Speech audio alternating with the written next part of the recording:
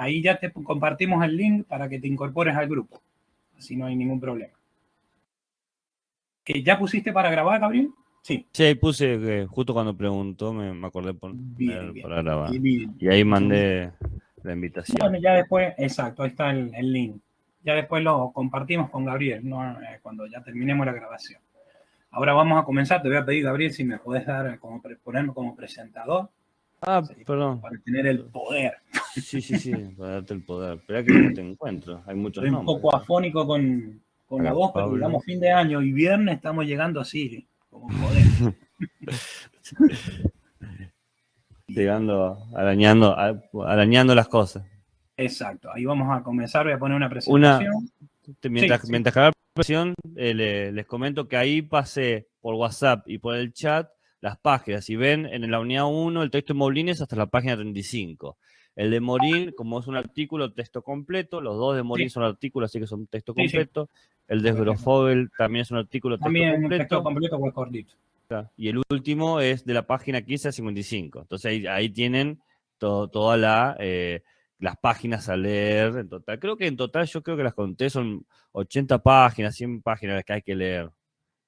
Así que no es tanto como para un curso de 4 encuentros, ¿no? Me parece que Claro, un número más y o aparte, menos racional, no un aparte, número loco. Con Gabriel nos adecuamos un poco, como son de tan diversas disciplinas, y capaz no han tenido algún contacto con lo que es alguna formación en epistemología, nos adecuamos un poco a las disciplinas, tratamos de que resulta lo más significativo para ustedes. Ahí está traduciendo, porque no lo tengo en PDF. Ahí ya lo subo. El Power para compartir. Sí, mientras se carga de última, pregunto y cosas así.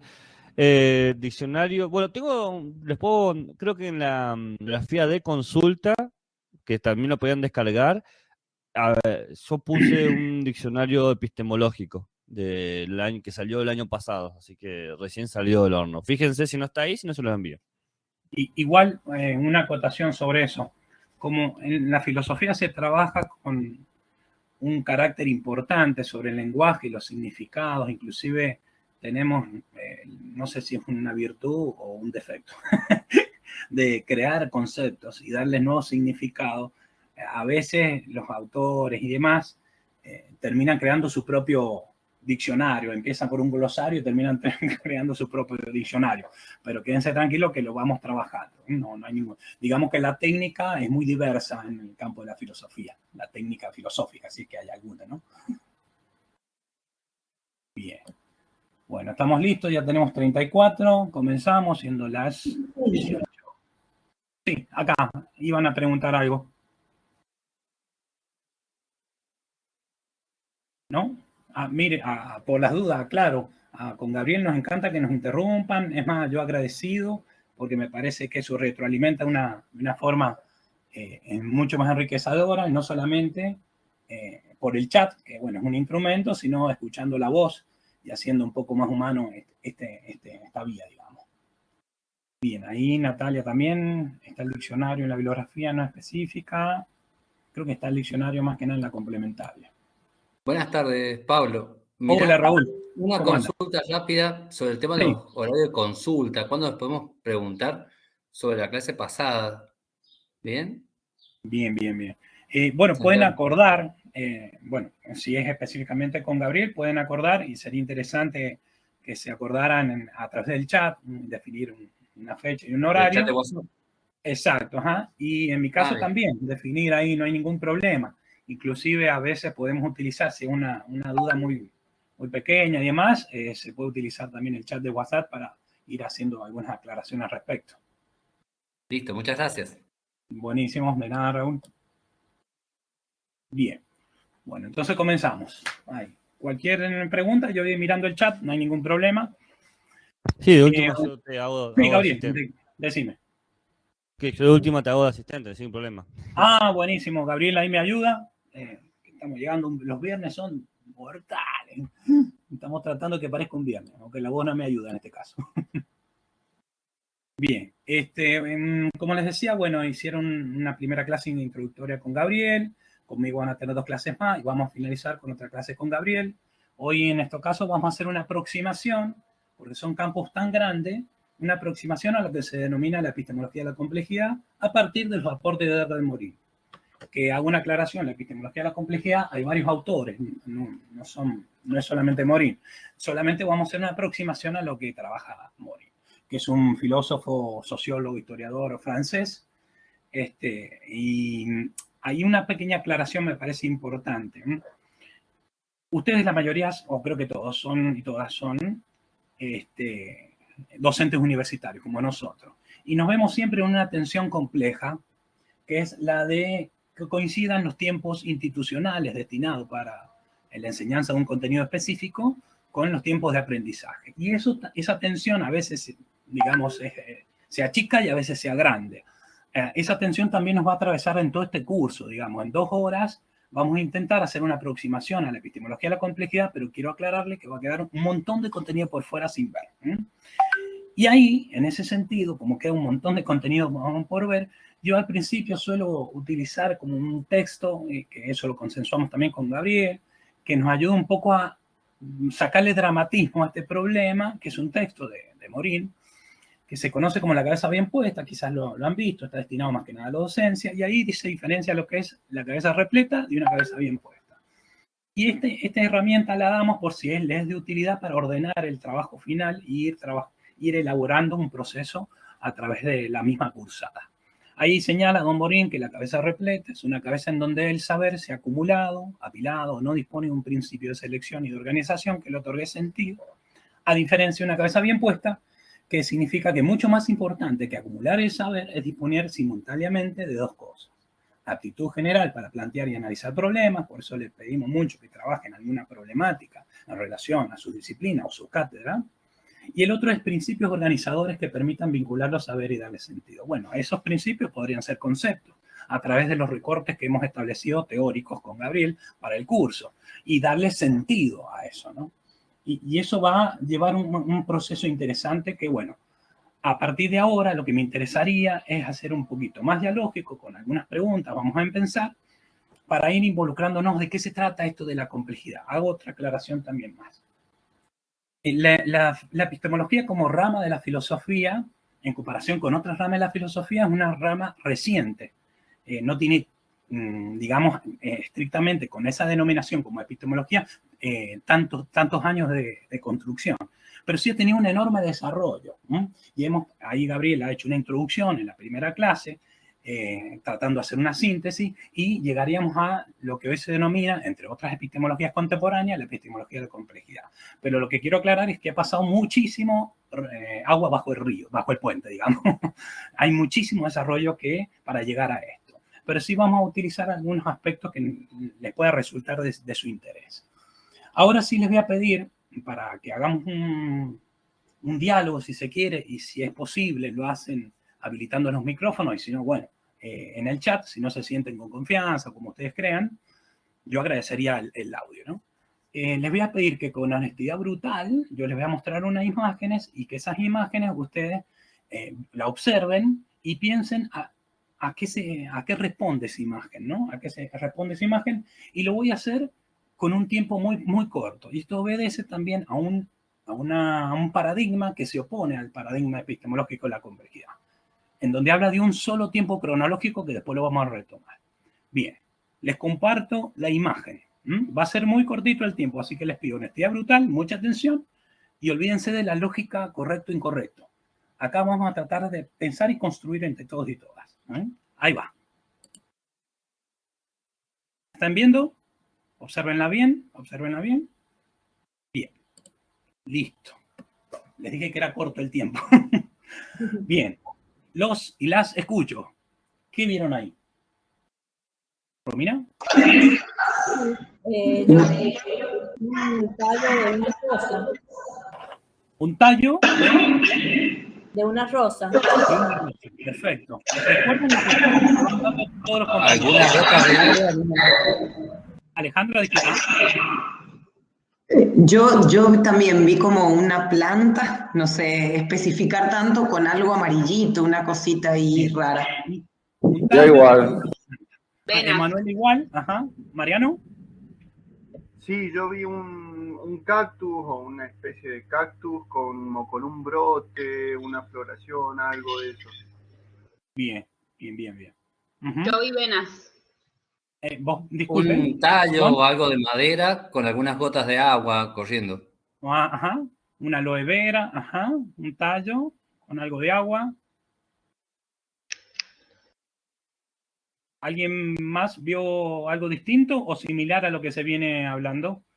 Tiene un tallo, parece la piel de un animal, ajá. Aparece la idea del animal acá. Ujú. Están escribiendo a full, no hay problema, sí, la verdad que se satura un poco cuando hablan, pero yo agradecido, la escritura es muy, muy valiosa y sobre eso hemos hecho mucho trabajo en el campo de la filosofía, pero la voz también. ¿No? Parece una piel de un animal, ¿qué más? Bueno, coincide con algún tipo de planta, la mayoría coincide con algún tipo de planta. Uh-huh. No pude ver la imagen. Bueno, no importa, no sea problema, Catalina. Ahora lo que vamos a hacer, tan cerca que parece el nacimiento de una hoja plegada sobre el tallo. Mirá qué específico. Vayan teniendo en cuenta todas estas respuestas, ¿eh? Y no entren en la lógica de lo equivocado o lo correcto o lo incorrecto. Bien. Acá Natalia, toma marco de un elemento vegetal con rocío, perfecto. Bien. Ahora, teniendo en cuenta todas las respuestas que ustedes van compartiendo, les voy a pedir que vean de nuevamente otra imagen, pero un poco más ampliada, que es sobre lo mismo. Y también, con honestidad brutal, les voy a dar muy poco tiempo, vean, observen si ven lo mismo o ven algo diferente. Ahí vamos de nuevo con la próxima. Estar atento porque honestidad brutal y muy poco tiempo. Ahí va. 1, 2, 3, 4, 5. 5 segundos suficiente. Bien. Sigo viendo venas. ¿Cómo? Venas. Venas, ajá. Una crisálida. Una crisálida, Gabriel. Uh-huh. Cuando vayan hablando me pueden decir su formación, más ya que yo más o menos tenemos con Gabriel algún dato, pero si puede ser, me ayudaría a ver desde qué lente están observando. Lente disciplinario. Sí. Marianela. A mí, sí. A mí me pareció una, ¿cómo se llama? No sé si es el nabo, ¿cuál es la planta esta comestible? Que cuando está cerrada están como todas las hojas juntas. Bien. Y así No, como, a mí me mataste. Yo de plantas no sé nada porque soy geóloga. Así que, bien, y de comida tampoco como mucha verdura, así que. Pero eso me pareció. Muy bien. Estamos igual. Ajá. Bien, no te podría decir cuál es ese tipo de planta. Y no llega a mis conocimientos. Es como una vista más ampliada de lo que es, no ampliada, sino una vista más alejada de la imagen anterior. Exacto. Ajá. Raúl, tu formación. Ahí estoy viendo el chat. Bueno, es que van a full ahí con el chat. Ahí la mayoría coincidió con una crisálida. Después, bueno, me están diciendo acá también lo de la planta, ciencias económicas, María Victoria, es que estoy viendo a su vez la imagen y a su vez estoy viendo el chat. Un brazo con un tatuaje verde, ahí. Sí, Mariano. Sí, yo sigo viendo algo relacionado a un cactus, a una suculenta, pero tengo el temor de no saber si me quedé enganchado con mi opinión anterior y no me pude desenganchar de ella, o si realmente estoy. Ahora se me planteó a mí la intriga de qué estoy viendo. Bien. No te da problema, que es necesaria esa intriga, así que tranquilo, no hay problema. ¿Tu formación, Mariano? Perdón, arquitecto. Arquitecto, perfecto. Hay que, bueno, también en enfermería, Catalina nos decía, Paula, la superficie de un insecto, una planta con gotas, perfecto, va coincidiendo. Hasta ahora viene prevaleciendo la idea de una planta y la idea de un insecto. Yo veo lo mismo también, pero un poco más nítida la imagen, la misma que antes, digamos, con la mancha amarilla que me ha servido. Perfecto. Yo soy licenciada en matemática. Perfecto, muchas gracias. De nada. Alejandra. Bien, María, también no pudo ver la imagen, no importa, esto es parte del juego. María Laura. se me cortó la comunicación. También vamos a agregar a esto, lo vamos a denominar cuando se corta la comunicación como parte de la incertidumbre, que tiene un punto muy importante para la epistemología de la complejidad, así que no sean problemas. Esa etapa de confusión la vamos a retomar como nos va a enriquecer de otro lugar. Claudia dice, ahora no me pareció un tronco, sino algo con capas u hojas plegadas. Perfecto. Me encanta. Me encantó. Bien, Gabriel. Está viendo la diversidad. De idea. Yo también cambié de idea. Ya no veo el tallo de una rosa, sino veo un banano. El tronco de un banano. Perfecto. Perfecto. Fíjense, a todos y todas vayan escuchando las distintas respuestas que se dan en base a una observación de un mismo objeto, con una fotografía que se ha ampliado o se ha alejado para tomar las palabras que no he utilizado. Y no voy a entrar en la lógica de correcto o incorrecto, pero sí de una diversidad que hace parte a la complejidad y que nos va a ayudar a tener algunos elementos para pensar la epistemología de la complejidad. Bien, vamos con otra imagen un poco más ampliada, si les parece. Hacemos el mismo ejercicio y les voy a dar menos tiempos ahora. Menos tiempo, así que honestidad brutal para confesar lo que ven, y si no ven nada, dicen nada. Y muy poco tiempo. ¡Qué intriga! Bueno, estoy generando mucha expectativa y eso es peligroso, porque en realidad se pueden después sorprender para mal. Ahí va. 1, 2, 3, menos segundos. Bien, ¿qué vieron ahí? Crisálida, Crisálida. Todos son de ciencias naturales. Ahí Andrea, Eliana, Marianela. Bioingeniería. Bioingeniería. Bueno, ahí tienen algunos elementos más para definir un poco más desde esa perspectiva. Abogada, geología, mariposa en gestación. Esa aclaración de Fabiana, mariposa en gestación. Eliana, arquitecta. Bueno, pero ahí la arquitectura tiene mucho para interpretar también. Esto es una fotografía, en realidad no estamos viendo el objeto en sí mismo, para tenerlo en cuenta eso. Y una perspectiva aparte. Crisálida Capullo, María Victoria Capullo, un insecto. Soy contadora, bien, mirá qué precisión. Cristian también, Capullo Oruga, contador. Fíjense, ahí hay las distintas denominaciones para hablar a veces de lo mismo, no lo sé. Carlos, contador también, Quique, Capullo, mariposa, licenciado en ciencias políticas, escribe. Soy una larva de mariposa, soy ingeniera, perfecto, Claudia, Capullo. Bueno, me parece que vamos coincidiendo ahora cómo van cambiando las respuestas. Un gusano de seda. Ahí si quiere hablar alguien, también yo agradecido, no hay ningún problema. Mariposa o bicho de ese tipo en el capullo, perfecto, Paola. Ahí. ¿Mariela? ¿Quiere decir algo? Sí, para mí también es una mariposa. Yo soy enfermera. Perfecto. Gracias, Mariela. No pude ver las otras dos imágenes porque se corta, tengo mala conexión. Así que vi la primera y la última. Pero Mariela, le hago una pregunta, aprovechando esta condición de usted que no pudo ver las primeras imágenes. ¿Qué le parecen las respuestas que están dando las distintas respuestas? ¿Esto parece una conversación sin sentido, una locura? No, porque para mí, donde al ver la última imagen y la primera, yo lo relacioné con que vi la primera y la última imagen, nada más. Y la primera para mí era un tallo. Perfecto. Era un tallo. Y ahora la última, donde estaba prendida la oruga o la mariposa. Bien, perfecto, gracias. También tengan en cuenta la respuesta que nos está dando Mariela. Acá Raúl nos está dando una respuesta, dice un alien a punto de nacer. Ese concepto, alien, que podríamos trabajarlo en filosofía, hacer un curso de la alienación, por ejemplo. No vamos a hacer ese curso, pero sí ténganlo en cuenta también. Gracias, Raúl. ¿Tu formación, Raúl? Me lo dijiste, creo, o no. O me estoy confundiendo, Raúl. Bioingeniero, sí. Bioingeniero, perfecto. Bien. Y Natalia Morales, Pupa Crisalis, ¿tu formación, Natalia? Fíjense que los conceptos también nos van definiendo de alguna manera la perspectiva disciplinar desde donde miramos lo que miramos. Un proyecto de mariposa, Natalia. Diseñador. Ah, perfecto. Perfecto. Bien.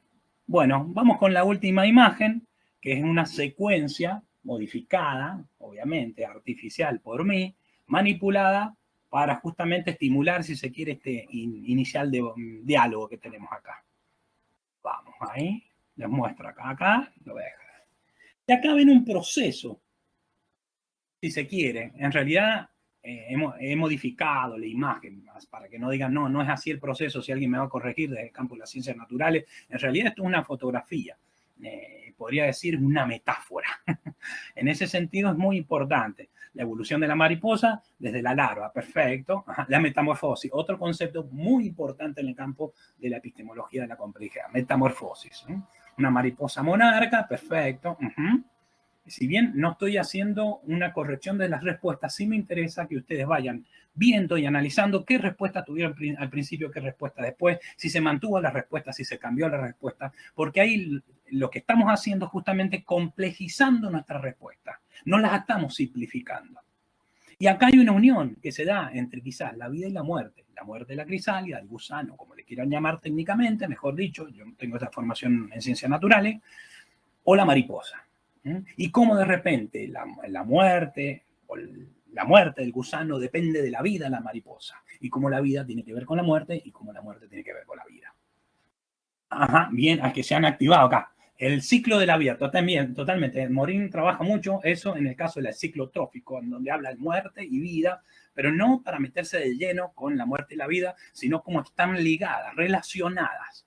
Podríamos ponerlo en términos disciplinares, ¿qué tiene que ver la filosofía con el campo de la bioingeniería, con el campo de la enfermería, con el campo del diseño, con el campo de la arquitectura y tantas disciplinas que están acá en el curso? Tiene que ver algo de esta perspectiva. Entonces, ciclo, bueno, acá Raúl dice, me suena más una transformación que una muerte y resurrección. Bien, yo no hablé de resurrección, pero no hay problema, si quieren lo podemos trabajar. Y también podríamos trabajar lo que es la transformación y si tiene algún lugar en la transformación la muerte o no. En realidad yo no estoy excluyendo a nada, pero sí estoy tratando de involucrarnos en un ejercicio de complejización de las respuestas que damos y cómo vamos cambiando. Y cómo, frente a lo que observamos, desde la perspectiva disciplinar que lo observamos, de repente puede haber algo más que exceda la disciplina. En ese sentido, pensando un poco en la epistemología de la complejidad. Les muestro brevemente otra imagen cortita esta, no me voy a tener tanto. Bien, a mí me suena más el desarrollo del ciclo de la vida que a evolución. Podríamos decir desde la epistemología de la complejidad que todas las respuestas son correctas en algún sentido, porque es parte de un proceso, para no entrar en la lógica de lo que es incorrecto o correcto. La idea es ir pensando en relación a las respuestas que vamos dando. Y esas respuestas obedecen a distintas disciplinas científicas, ¿no? Y cómo eso va complementando, cómo nos vamos religando. También pensé en la transformación al ver esta imagen totalmente. Ahora les voy a mostrar otra cortita, como ya para involucrarnos un poco con los textos, a qué se refiere y cómo recuperar este ejercicio que hemos hecho inicial. Quiero que observen con honestidad brutal y me digan nuevamente a qué responde. Ahí les comparto y se los voy a dejar un rato más. Escucho o leo, como ustedes quieran. ¿Qué observan ahí? Capas. Corteza de un tronco. Cortezas, ajá. Sí, la corteza de un tronco. Corteza de un tronco, capas, ajá. Una roca o algo petrificado, algo... Una roca o algo petrificado, perfecto. La formación de los que me van hablando y los que van ahí. Textura de un objeto natural, roca, corteza. Es muy interesante y por eso conocer. Una corteza quemada. Una corteza quemada, miren qué interesante todo. Cómo me gustaría esto a nivel presencial. La verdad que la virtualidad, bueno, ya vamos a tener una instancia. Mira, corteza de tronco, geología, fíjense, cuando aparece distintas disciplinas, cómo va también un poco sesgando la mirada de lo que observamos. Sesgando en el buen sentido, ¿no? En textura, una montaña contadora. En caparazón, lastimada de una tortuga. No, perdón. Tortuga será. Ciencia política. Andrea, con corte vertical de una montaña. Natalia, corte de un tronco, diseño. Qué interesante, ¿no? Podríamos estar trabajando solamente con este ejercicio, pero bueno, tenemos que avanzar. A ver qué más ponen antes de seguir. Corteza de un tronco, van coincidiendo, diseño. Si alguien quiere tirar algunas palabras, ahí no. Piedra o corteza. Acá hay algo interesante. Esta respuesta también es compleja, pero hay una disyunción. Cuando aparece la palabra o es disyunción. Cuando decís piedra o certeza, y a veces podríamos decir piedra y o corteza. Eso es bien complejo, bien religado, para no excluir a una, ¿no? Porque lo vamos a retomar eso que nos dijo don Carlos Lura. Tronco un árbol al que le cayó un rayo. Qué interesante, mirá lo que se puede observar. En macro de una crisálida anterior. Antonio. Paula, capas de rocas. O sedi. Ahí explícame un poquito, Paula, qué es lo que es sedi. ¿Sedimentación o no? Ahí, ¿de rocas o sedi? No sé qué has puesto ahí. Bueno, después me ayudas, no hay ningún problema. Sedimento, perfecto. Pregunta, dice Gabriel. Bueno, cualquier cosa, me interrumpen, yo agradecido, me parece que se retroalimenta mucho más. Bien, ahora les doy una imagen, ampliando un poquito más baja, que es de los mismos objetos que estamos viendo, y ahí, bueno, algunos van a decir, acertamos, ¿no? La idea, olvídense de eso, de acertar o no, pero hay un fragmento que no es un conocimiento aclaratorio de ese fragmento de un tronco, un árbol petrificado correspondiente a una especie de un helecho con semillas. Este grupo de vegetales fueron característicos de la era mesozoica y actualmente se encuentran extinguidos. Miren qué interesante cómo se vuelve a presentar de nuevo, muy conectada a la vida, la muerte, la idea de la vida en las plantas, pero a su vez que esa planta con el paso del tiempo se transforma en piedra. Corríjame los geólogos si estoy hablando con propiedad y si no, me ayudan. Y a su vez, cómo en la piedra hay vida o no hay vida. Interesantísimo cómo vamos complejizando todas nuestras respuestas. Técnicamente, mira qué interesante. Cuando dice Ileana Testa, técnicamente era roca y a la vez árbol. Me voy a detener un poco cuando dice técnicamente, ¿a qué se refiere? Técnicamente se está refiriendo a una técnica de una disciplina específica. Pero capaz para complejizar lo que observamos necesitamos ir más allá de la disciplina. O sea que yo me estoy apoyando en Eliana. Si Eliana no hubiera dicho esto, yo no hubiera dicho lo que estoy diciendo ahora. Así que le agradezco a Eliana porque estamos incorporando ya la visibilización de una disciplina. Técnicamente era roca y a la vez árbol. Interesantísimo cómo vamos complejizando las respuestas. Andrea Jiménez, árbol petrificado, claro. A los dos y a la vez, perfecto. Veo que acá hay mucha gente que tiene cierta capacidad para trabajar sobre la complejidad. Me parece que quizás le pueda resultar interesante el planteo de la epistemología de la complejidad. Vamos a ver, capaz me adelanto y la verdad no le interesa a nadie. Y bueno, nosotros compartimos un recorte teórico, ustedes verán si continúan o no. Interesantísimo, Eliana, perfecto. Muy, muy, muy interesante. Bueno, ahora voy a ampliar un poquito más y capaz esto les resulte interesante a los que vienen de la Facultad Exacta, porque si yo igual trabajo con Gabriel en la Facultad de Filosofía, también trabajo en otras facultades como la Facultad Exacta. Para acá Natalia Morales nos dice Rectosilion. Está el término, claro. ¡Wow! El término que está acá en el dato. No vi el helecho. Bueno, tengan en cuenta que es un recorte fotográfico. Somos el team epistémico compacto. Totalmente, Gabriel. Tenemos la suerte con Gabriel de amar lo que hacemos, así que es una suerte y una bendición si se quiere en algún sentido. Les muestro ahora. Ahora amplío la mirada y acá está la Facultad de Arquitectura y Diseño, que les puede resultar a algunos muy familiar y a algunos muy familiar. Y acá al ladito está la Facultad Exacta, en donde también me desempeño. Y en la entrada, por atrás, está este objeto.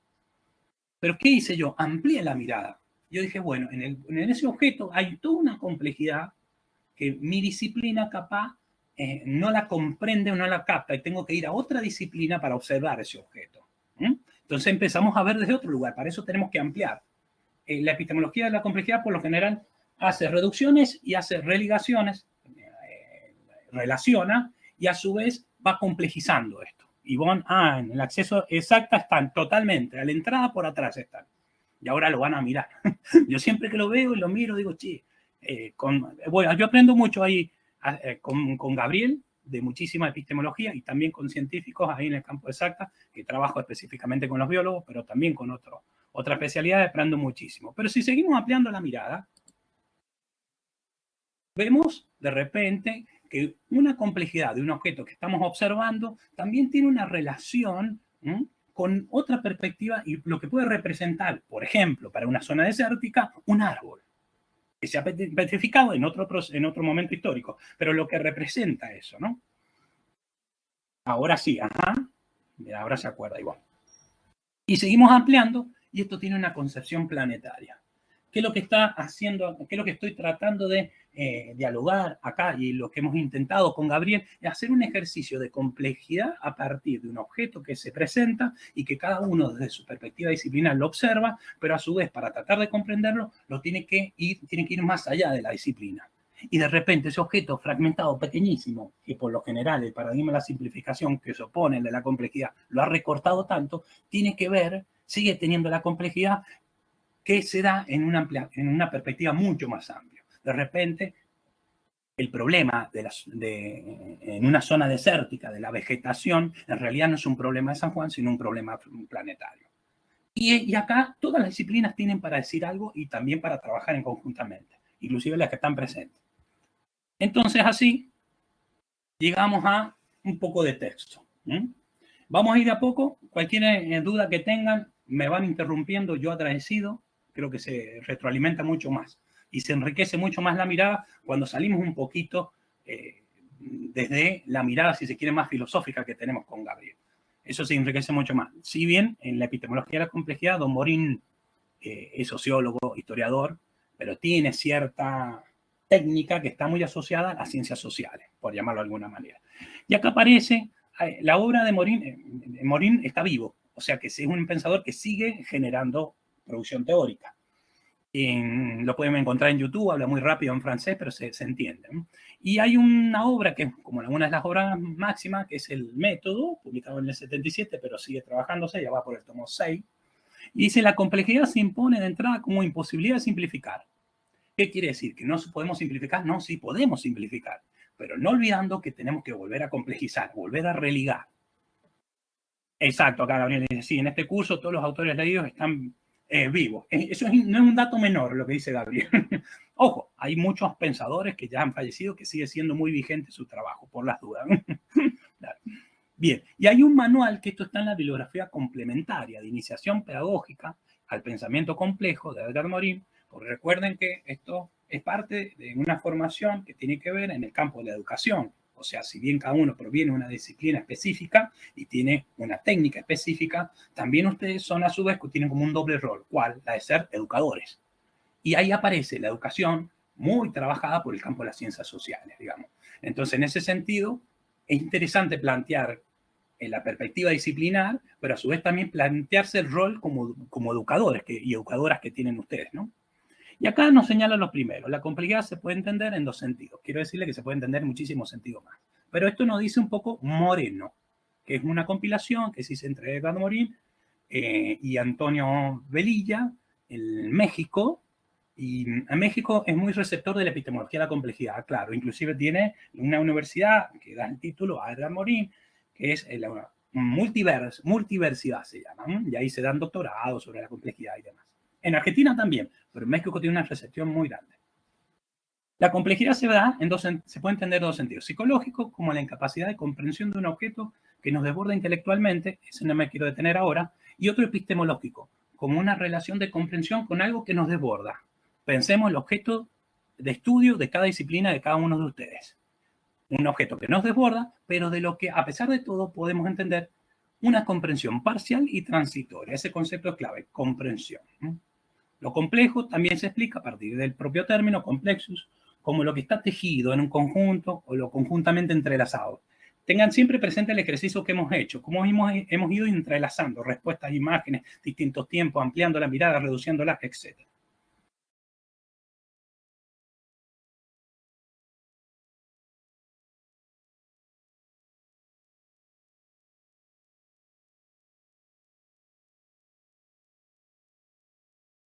Ahí ya te compartimos el link.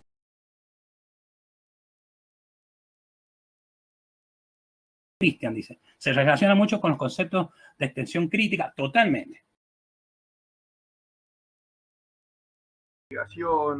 O llegar al resultado sin la ortodoxia normal, digamos, o lo que te exigen normalmente. Por otro lado, y desde mi ignorancia en el tema, transdisciplina me suena mucho a trascender las disciplinas, es decir, ir un poquito más de la individualidad de cada disciplina, de cada profesión. Perfecto. Perfecto que vayan pensando el mismo ejercicio que hicimos al principio, que no estamos en la lógica de correcto o incorrecto. Si bien es necesaria, vamos a ponerla en suspenso por ahora, estamos tratando de involucrarnos con la posibilidad de una epistemología de la complejidad que, digamos en términos de Marianela, explota el cerebro en distintos significados de un mismo término que se adecuan a un contexto determinado. Ahí recién hablaba Mariano de la ortodoxia. ¿Cuál ha sido la ortodoxia disciplinar, por ejemplo, para trabajar en proyectos de investigación?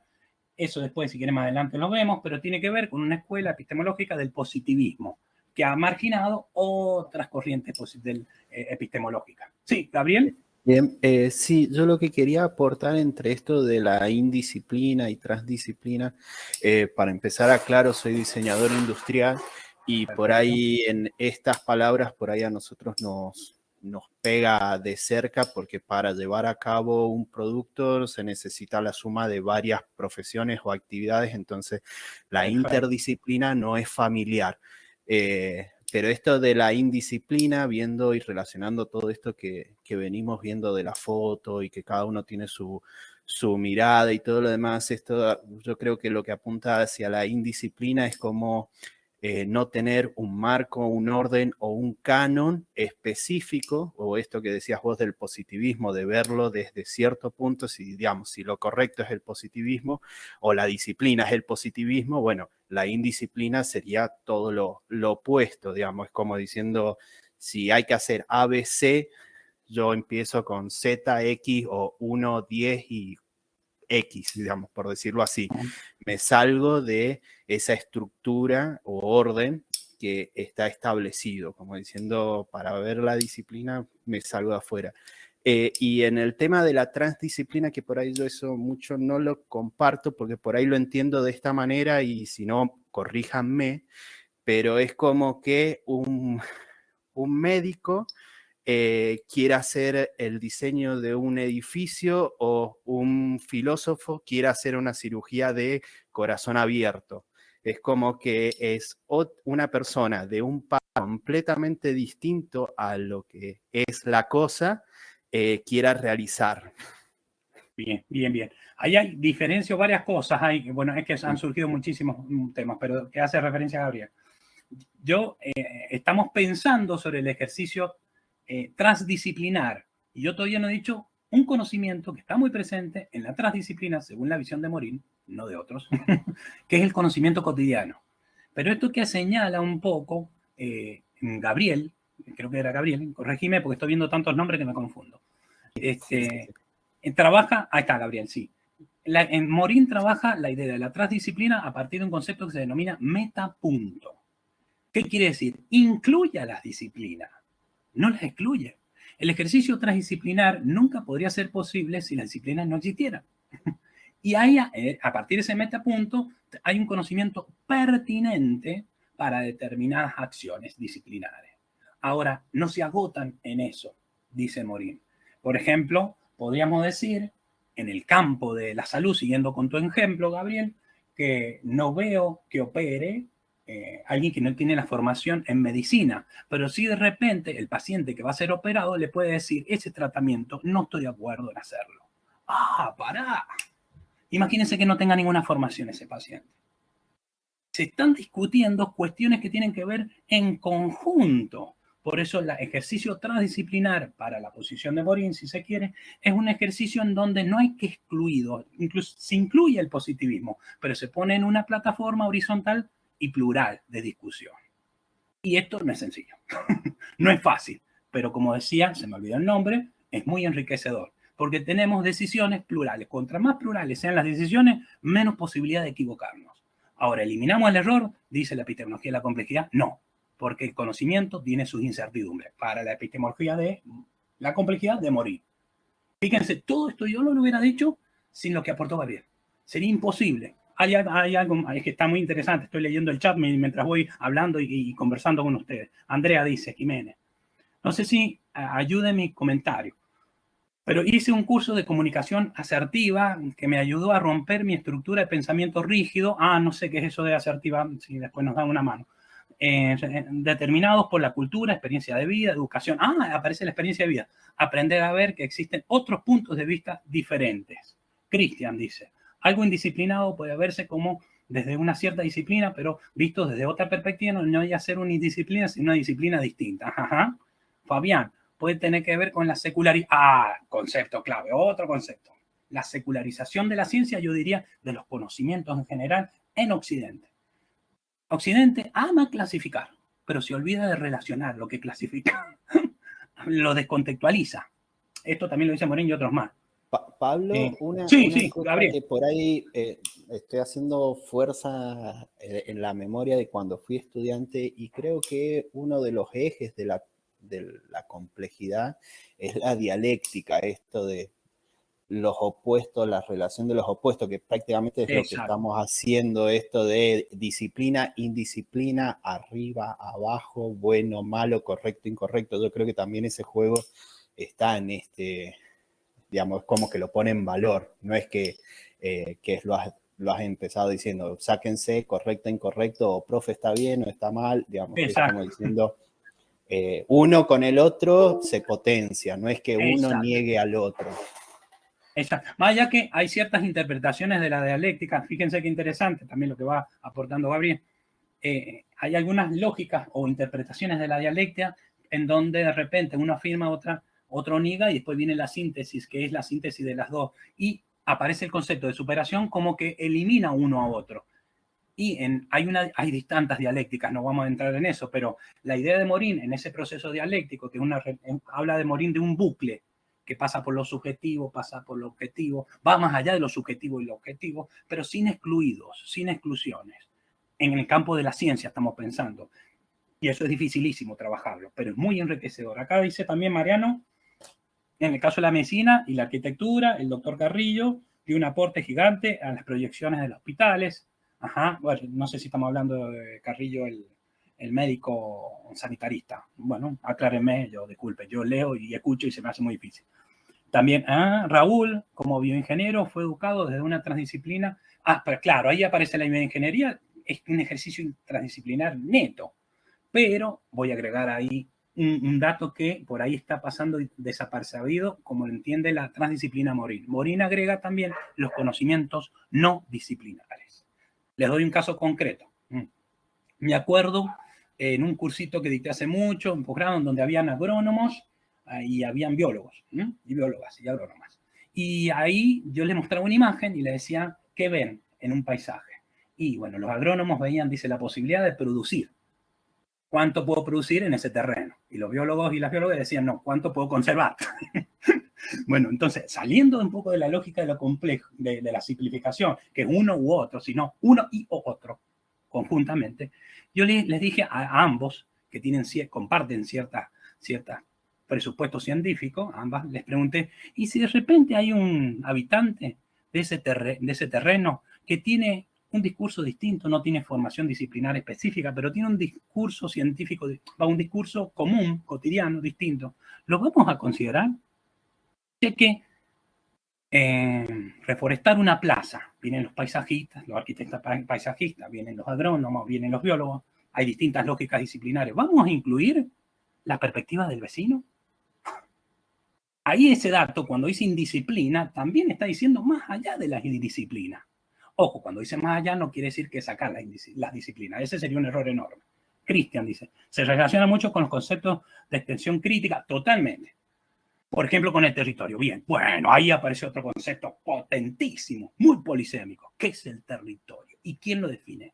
¿Se define solamente por una lógica disciplinar o por varias lógicas disciplinares? Interesante todo lo que están planteando ahí. Disculpen, tengo que seguir un poco porque yo me apasiono como Gabriel y me voy al carajo. Con Gabriel decimos que los filósofos somos como monos.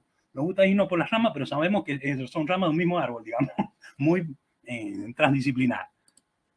Sigo con algunas nociones, porque recién estamos llegando a un texto que es obligatorio, por decirlo, para la lectura del trabajo.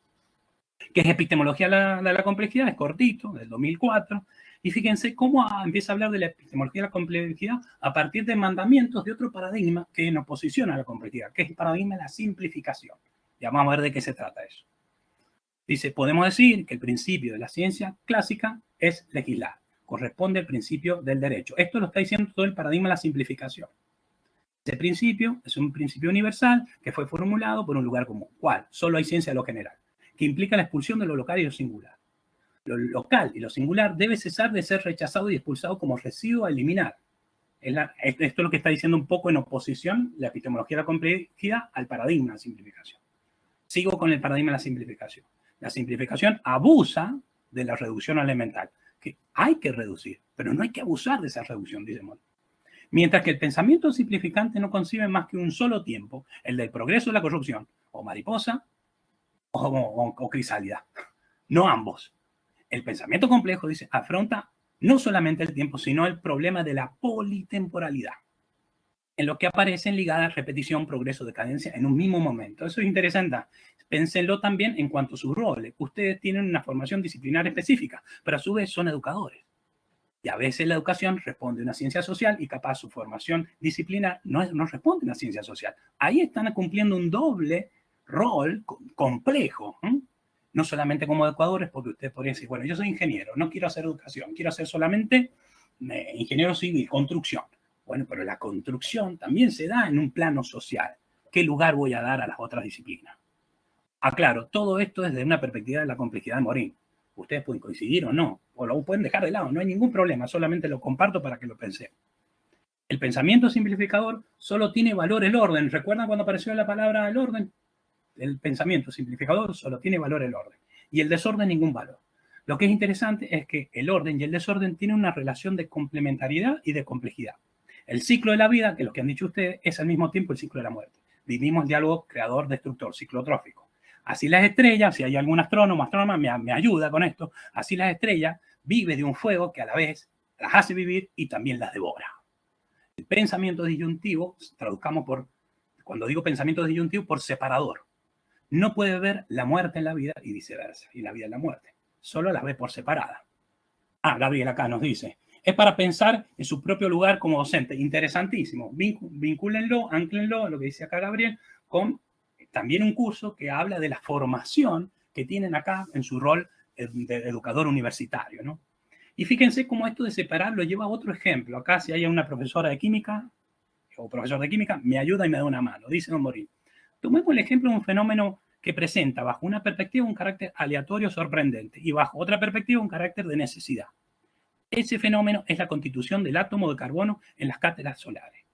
Para que este átomo se constituya, es necesario que se produzca el encuentro exactamente en el mismo momento de 3 núcleos de helio, lo que es un acontecimiento completamente aleatorio e improbable. Es aleatorio e improbable, fíjense lo que dice. Sin embargo, desde que ese encuentro se produce, una ley entra en acción, una regla, una determinación muy estricta interviene. El átomo de carbono se crea. Así pues, el fenómeno tiene un aspecto aleatorio y a su vez de determinación.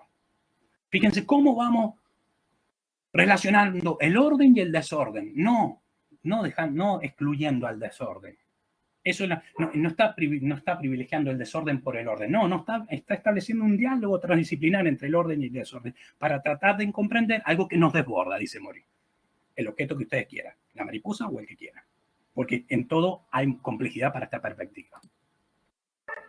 Ahora, un ejercicio rápido. En esta imagen, ¿cuál puede ser el objeto de estudio y a qué disciplina científica responde y por qué? Los escucho y las escucho. Bueno. Ingeniería civil. Ingeniería civil, ¿por qué? Arquitectura. Ay, ¿por qué? ¿Por qué ingeniería civil? Porque tiene unas lapiceras, unos lápices y un papel para dibujar algo con algo en construcción. Ajá, interesante. Pero tiene una calculadora. Yo lo relaciono más Una calculadora. para la ingeniería civil por la calculadora, porque por ahí los arquitectos hacen más. Ingeniería civil por la calculadora. Ajá, perfecto, qué interesante. Arquitectura, y perdón, pero defiendo lo de la calculadora, 2x3 estamos sacando cuenta para indicar materiales, proporciones. Ah, etcétera, bien. etcétera. Bien, no sabía eso. Y logística, pues estoy viendo que lo que Profesional está de en el seguridad centro- y higiene, porque tiene las antiparras y el Pues, casco. Ah, miren, fíjense, logística dijo y profesional de seguridad e higiene. Esta es una porque pregunta tan las grúas que están a la derecha y a la izquierda son portuarias y la del centro sí es de construcción. Mirá qué detalle. Ajá. Perfecto. Escuchen todas las respuestas que están dando, por favor, no las olviden. Minería extractiva, porque detrás hay una perforadora, seguridad e higiene, un filósofo esperando en una fisión. Ah, mira qué interesante, Gabriel. Fíjense. Ajá.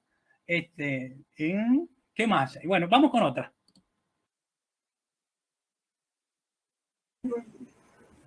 Diseñador industrial.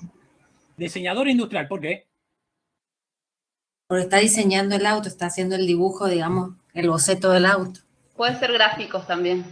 Puede ser gráfico. Diseñadores. Estudiante aburrido en una clase. Muy bien.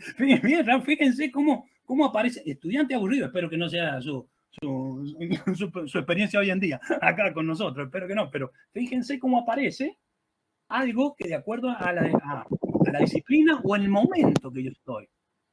Puede ser un diseñador industrial, puede ser un estudiante aburrido en una clase, todo puede ser, digamos. Diseñador para ploteo. Ajá, qué interesante. ¿Algo más? Acá no hubo tantas opciones, me da la impresión. Vamos con otra. Con esta termino. Enfermero o enfermera. ¿Enfermero por qué? O bioquímico, porque está aplicando una vacuna, una vacuna, así que enfermero o enfermera, para mí. Bien, pues bien. Campaña de vacunación para COVID. Campaña con vacunación para COVID, bien. Agente sanitario, bien. Agente sanitario, exacto. He tratado de buscar imágenes de acuerdo a los perfiles que había. No he podido poner a todos, pero me daban la impresión.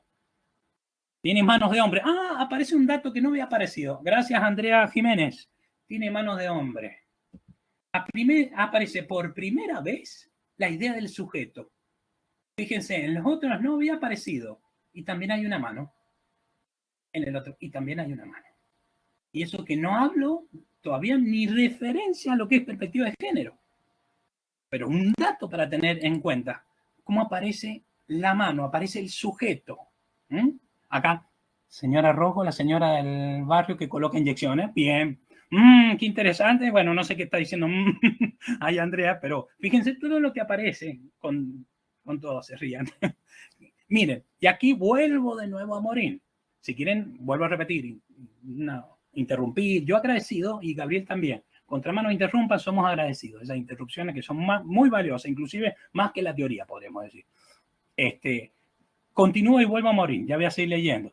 Cristina, es que está la mano, está en el plano de una mayor jerarquía anteriores. Ah, aparece otro concepto interesante. Gracias, Cristian. La jerarquía. Aparece la mano en distintos lugares, pero fíjense cómo empieza a cambiar. Gabriel nos dice acá, Parabano, claro, no es solo un sujeto sin biografía, gracias Gabriel, sino que es un sujeto situado, un cuerpo, una sociocultura. Catalina, está interesantísimo, yo no seguiría más con Morín y seguiría viéndolo y trabajando. Catalina nos dice, la primera imagen puede ser cualquiera de nosotros usando su celular. Ajá, interesante, bien. Ahí se ríen, Gabriel me va a matar si digo, basta la teoría. Pero sigamos ahora, vuelvo de nuevo a la teoría. Bueno, es que ahí estoy relegando praxis y teoría. Otra dimensión enorme, pero bueno, vamos a dejarla más adelante. Vuelvo a Don Morín. El pensamiento simplificador fue fundado sobre la disyunción entre el objeto y el medio ambiente. Separar el sujeto por un lado y el objeto por el otro cuando ambos son constituyentes en relación a todo lo que nos rodea. Fíjense cómo sin querer la mayoría hemos visto más que nada el objeto y la disciplina, por mi pregunta tramposa también. Pero fíjense, y poco hemos visto la mano cuando aparece en el sistema el sujeto. Eso tiene que ver también que el pensamiento del paradigma epistemológico de la complejidad religa objeto y sujeto en un medio concreto. Y ese medio concreto va cambiando. Hay un paréntesis que eso está en texto, que esto no es optativo, no es obligatorio. Si quieren se lo envío, del método tomo 6, a donde diferencia el mal pensar y el bien pensar, que va a configurar lo que es la epistemología de la complejidad para el señor Morin. Solo en la dice Romina, solo en la primera imagen observamos el entorno. Ah, muy bien, eso yo también lo he hecho con mucha malicia. Quédese tranquila, yo podría haber presentado otras imágenes, pero lo he hecho con mucha malicia para que aparezca todo esto que ha ido apareciendo, inclusive su respuesta. Bien, bien. Cuando hablamos de epistemología de la complejidad, estamos hablando de una manera de pensar distinta al paradigma simplificador que desune en forma permanente. De hecho, ustedes pueden utilizar estos cursos para incorporarse en una cátedra, para un posgrado que se llama especialización en docencia universitaria. Especialización. Pero ojo, la mayoría no es del campo de las ciencias sociales con respecto a las ciencias de la educación. Entonces, si bien una especialización, es una especialización, podríamos decirle, quizás interdisciplinar. No solamente de la disciplina de usted. Entonces, ahí hay algo complejo, si se quiere, para tener en cuenta. Y tiene que ver con distintas maneras de pensar. Una, mal pensar. Mire lo que llama mal pensar Morin. Si ustedes se enojan con lo que dice mal pensar, enójense con Morin, no conmigo. Dice don Morin. Parcela y tabica los conocimientos. Los clasifica, tiende, agarra, hace unas paredes enormes y demás disciplinarias. Tiende a ignorar los contextos. No ve más allá de allá. Simplificación y disyunción, separa. Ignora la relación recursiva del tiempo, pasado, presente, futuro. O sea, solamente vemos un tiempo cronológico. Ah, no, esto es el pasado, esto es el presente y esto es el futuro. Y no tiene nada que ver una cosa con la otra. Pierde lo esencial y lo urgente, olvida lo urgente y lo esencial. Acá lo voy a subrayar. No se me enojen ingenieros y ciencia, en la ciencia de las matemáticas formales. Privilegia lo cuantificable y elimina lo que el cálculo ignora. Yo me acuerdo en un trabajo, en investigación que hicimos con varias disciplinas, no voy a entrar en detalle, yo discutía mucho con una disciplina exacta, con un representante en donde me decía, mira, lo que no se puede medir, si no puedes medir algo, no puedes hablar. ¡Uy! Me sonaba muy fuerte. O sea que el que no se puede medir, no puede hablar. Con esto no estoy diciendo que el cálculo o lo cuantificable no tenga valor. Ese es un error. Es un error de pertinencia, digamos, el conocimiento en términos de Morin. O sea, vuelvo a repetirle, el mal pensar privilegia lo cuantificable, elimina lo que el cálculo ignora, extiende la lógica determinista y mecanicista a la máquina artificial de la vida social y rechaza las ambigüedades y contradicciones como errores de pensamiento. Por supuesto que hay contradicciones para distintos campos de conocimiento que son destructivas y otras constructivas. Bueno, ahí Gabriel nos está hablando un poco Wittgenstein de pura cepa, ni hablar. Bueno, ahí ese autor tiene como... Wittgenstein tiene un gran pensador filosófico. Primero una etapa analítica y otro después que critica toda su etapa. Y las dos son necesarias, digamos. Interesantísimo el lugar para trabajar. Ahora, ¿qué es lo que es bien pensar? Sálquense el bien y lo malo como una categoría de juzgamiento ético. No, acá no estamos haciendo referencia a eso. Es una discusión más que nada. Bien pensar, religa. Cuando digo religa, relaciona. Destabica los conocimientos. Abandona por momento el punto de vista disciplinar para mirarlo de la transdisciplinariedad, conducta indisciplinar. Reconoce la multiplicidad en la unidad y la unidad en la multiplicidad. Concibe la racionalidad abierta a todo lo que se presenta como irracional. ¿Qué es lo que está diciendo este loco? Pablo, ¿qué está diciendo esta verdura mandando fruta? Dice, no, pará, ahí lo escuchemos a ver qué está diciendo. Después coincidimos o no, pero lo escuchemos. Relaciona todo con las partes. Reconoce, esta es una de las dimensiones más interesantes, reconoce la ceguera del conocimiento. Todo conocimiento, dice la complejidad de Morin, tiene ceguera. Yo tengo un ángulo de perspectiva de 180 grados, no de 360. Entonces hay algo que yo no estoy viendo, pero ustedes sí. Y me ayudan a disminuir la ceguera, no a eliminarla. Cierro ese paréntesis mío. Reconoce la complejidad humana como un homo sapiens, mitológico, demen, económico, Faber-Ludel, y acá hay mucho para trabajar con respecto al diseño y a la arquitectura. Inclusive la bioingeniería, que la bioingeniería, como muy bien señaló recién, se me olvidó el nombre,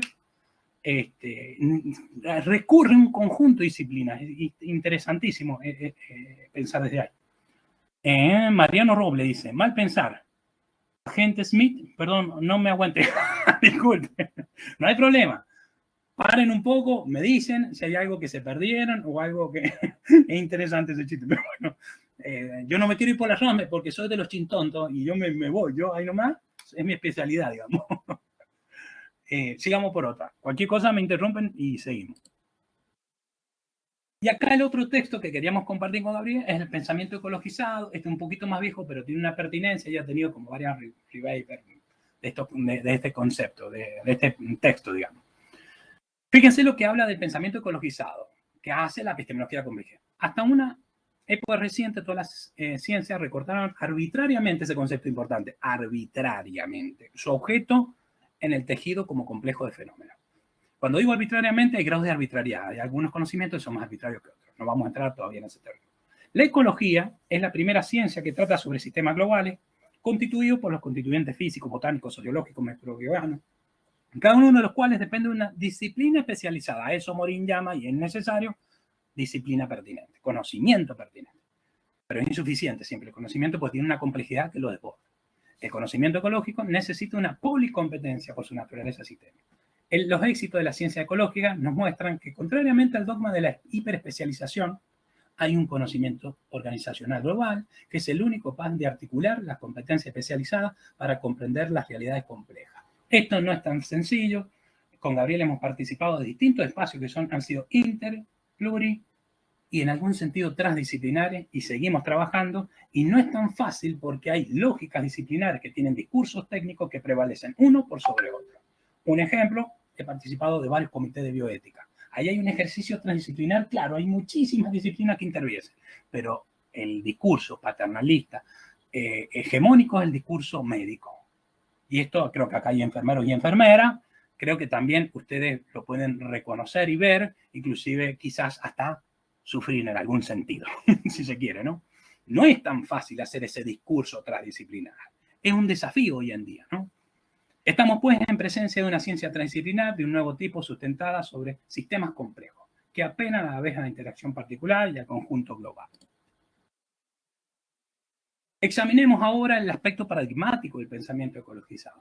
Doy al término paradigma el siguiente sentido: la relación lógica que hay entre los conceptos maestros que gobiernan todas las teorías y los discursos que dependen de él. Ese concepto paradigma es clave en la epistemología, por las dudas. Gabriel dice, ¿se me ha pasado? Sí, me ha pasado igual, en el circuito de psico-neuro-inmuno-endocrinología. Bueno, a Gabriel le sucedió algo similar. Por supuesto que un discurso filosófico en un campo en donde prevalece la ciencia es marginal, pero por lo menos de a poco ahí estamos, tratando de dar el desafío. ¿Qué quiero decir? Es importante saber, cuando uno va a hacer un discurso, un diálogo transdisciplinar, qué conocimiento posee uno y si es dominante o no. Porque eso va a ayudar a contribuir a hacer un diálogo bastante plural. No es fácil para nada, ¿eh? Pero no imposible, ¿eh? Se puede hacer. Entonces, hablaba de esto del paradigma. Dice, doy el paradigma en el siguiente sentido: las relaciones lógicas entre los conceptos maestros que gobiernan todas las teorías y discursos que dependen de él. Así, el gran paradigma que ha regido cultura occidental durante siglos. Yo ahí metería un poquito antes, pero bueno, en eso no coincido un poco con Morin. Del siglo XVI al XX es un objeto y sujeto. Yo creo que un poquito antes, pero no importa. El primero se remite a la filosofía y el segundo habla del objeto, que determinista se remite a la ciencia. Se ríe, don Gabriel. Es en este mismo, claro, es que ahí va un autor que vamos a ver más adelante, nos dice Gabriel, Duce no va hasta el siglo XV, exacto. Pero bueno, no vamos a entrar en eso, y más si hay algún historiador que me va a dar una mano enorme. Aparte, bueno, la historia la escriben los que ganan, decía Benjamin, eso quiere decir que hay otra historia para otro momento. Pero todo conocimiento tiene historias, ¿eh? El que sea, el de ustedes, el nuestro, el que sea. Sigo con esto del pensamiento ecologizado. En este mismo marco donde se produce la disyunción, podríamos entender separación entre la noción de autonomía y dependencia. Os recuerden, es un objeto y sujeto en este periodo, uno va hacia la filosofía, el espacio de la libertad, y el del determinismo va hacia la ciencia, más que nada por las leyes determinantes, ¿no? A eso se está refiriendo. La autonomía, dice Morin, carece de toda validez en el marco del determinismo científico y el marco filosófico expulsa la idea de dependencia. Ahora bien, el pensamiento ecologizado debe necesariamente romper este paradigma para referirse a un paradigma complejo, en el que la autonomía de lo viviente, podríamos decir, en el que la autonomía de lo disciplinar, digamos, concebido como un ser autoorganizador que depende de otras dependencias. Paso a aclarar esta situación, con palabras de Morin. Es decir, que para ser independiente disciplinarmente, lo estoy agregando yo a eso, es necesario ser dependiente de otras disciplinas. Cuanto más sea capaz cada cultura, ciencia, humanidades, distintas disciplinas, etc., de permitirnos el conocimiento de otras culturas extranjeras, otras disciplinas, y miren lo que dice acá, y de culturas pasadas, o sea que va más allá de los conocimientos disciplinares, más posibilidades tendremos de desarrollar nuestra autonomía como disciplina. Fíjense lo paradojal de esto para la complejidad. Como para ser más independientes disciplinarmente necesitamos depender de otras disciplinas y de otros conocimientos no disciplinares. Más profundamente, la autoecoorganización significa que la organización del mundo exterior está inscrita en el interior de nuestra propia organización viviente. Ahí nos dice Antonio, somos gerundio y no una participio, decía Ortega. Bueno, los gerundios tienen que ver con algo de ando, endo, que no, como proceso que me parece interesante, ahí lo que está señalando Antonio. Ahí le clavo un asterisco para retomarlo luego. Más profundamente, decíamos, el ritmo cósmico del mundo exterior está inscrito en el mundo interior. Así, el ritmo cósmico de la rotación de la Tierra sobre sí misma, que hace alterar el día y la noche, se encuentra no solamente en el exterior de nosotros, sino también en nuestro interior, en forma de un reloj biológico interno. Esto determina nuestro horario inclusive nocturno. Así, el ritmo de las estaciones está inscrito en el interior de los organismos vegetales, animales y también en nosotros. Dicho de otro modo, dice, el ritmo cósmico externo de las estaciones no es un ritmo que se encuentra en el interior de los seres vivos y no solamente en el exterior, sino que lo hemos incorporado a nuestras sociedades. Ahí lo pongo en rojo porque hay distintas maneras de organizar las sociedades y distintas maneras de organizar los calendarios en base a la luna, depende del hemisferio que estemos. Y eso va a configurar otra cuestión. Dice acá Gabriel, ¿podrías repetir lo de la autoecoorganización? Sí, hablo muy rápido. Yo veo el tiempo, maldito tiempo. Sí, yo sé que estás haciendo por el ritmo, pero justo ese como un concepto sé que es relevante. De último, perfecto. Igual un poco el texto lo está explicando, pero como para exacto. Para los filósofos de última nos puede hacer fácil seguir el ritmo, pero como obviamente hay muchas disciplinas acá. Exacto. Ahí Paula justamente está diciendo que cuesta seguir por lo menos esta parte, así que de última, ¿sabes lo que puede hacer? Es recapitular cómo llegamos hasta acá en un par de frases y qué es lo que está representando esto. Perfecto, perfecto. Gracias, Gabriel, y gracias, Paula. Córtenme, no hay ningún problema. La idea es que podemos ir pensando. Lo que está haciendo, voy a hacer a modo de síntesis y referencia, es la necesidad. ¿Vieron cuando apareció la idea de los contrarios? No me acuerdo quién lo compartió, no como un sinónimo, sino como un antónimo. Bueno, acá la idea de los contrarios son complementarios. El ritmo nocturno, digamos, no tiene que ver con lo que está por fuera del sujeto. Veamos las imágenes de nuevo. Nosotros siempre definimos la disciplina por el objeto y la imagen, y muy poca relevancia le damos al objeto, sino por un complemento. Y en Paula, bueno, Michu, ahí están todos bien.